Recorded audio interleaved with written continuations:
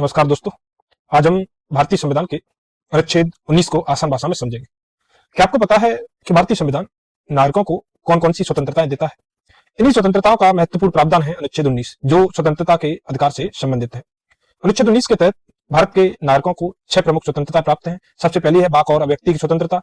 हर नागरिकों को अपने विचारों, भावनाओं को बोलने, लिखने और अन्य माध्यमों से व्यक्त करने की स्वतंत्रता है। दूसरी है शांतिपूर्वक और निशस्त्र सभा करने की स्वतंत्रता, यानी नागरिक बिना हथियार शांतिपूर्वक सभा कर सकता है।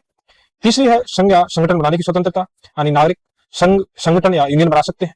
चौथी है भारत में स्वतंत्र रूप से घूमने की स्वतंत्रता, यानी प्रत्येक नागरिक को भारत के पूरे क्षेत्र में स्वतंत्र रूप से आने जाने का अधिकार है।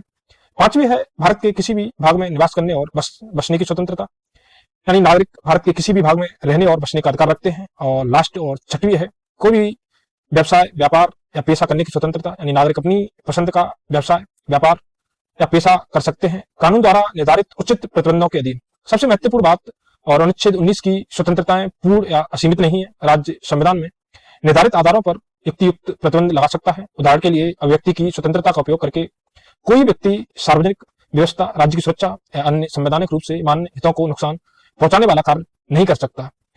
परीक्षा की दृष्टि से हम देखें तो अनुच्छेद 19 में मूल संविधान में 7 प्रकार की स्वतंत्रताएं दी गई थी, किंतु 44वें संविधान संशोधन अधिनियम 1978 में संपत्ति का जो अधिकार था अनुच्छेद 19 के अंतर्गत वो रिव्यू कर दिया, यानी हटा दिया गया। और वर्तमान में अब अनुच्छेद 19 में मूल यानी मुख्य 6 प्रकार की स्वतंत्रताएं हैं।